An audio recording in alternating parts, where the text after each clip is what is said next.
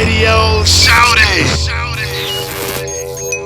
And the crazy part of Jack the Rapper I talk about in the book was when we had the big fight with Snoop Dogg them in Death Row. Yeah. You know, when we had the little beef going on, and then they eventually came down to Jack the Rapper. It was downtown and had them grew big out of the Marriott out there by the airport. They got to be in this big thing. They had to go to the big hotel downtown, and unfortunately, I tried, you know, I talk about in the book, I tried to talk to Jack and his wife, not his wife, but daughter Jill, and say, look, you need to arrange a sit-down with me and Suge Knight, because if they're going to come down here, you know, there's so many people from Miami. I got so much love in Atlanta. It's going to be an ugly sight. Yeah. You know, because we got this beef, and they saying this about me, and I'm saying this about them.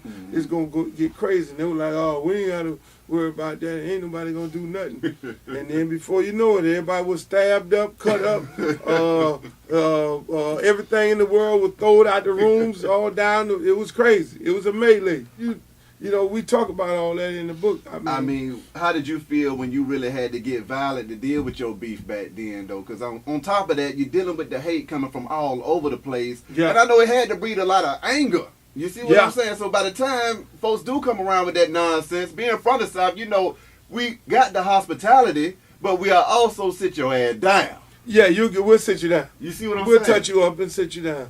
You know, and that was the whole thing. I mean, you know, me and Snoop, you know, I don't want nobody to get me and Snoop, we cool. I met Dr. Dre one time. Easy and Cube. Them was my dudes. You know, and like, you know, they got the movie out.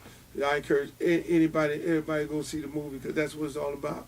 They got their family and that, and again, going back to the, you know, to that whole beef thing, you know, when I talk about it, it's like the whole South rise up.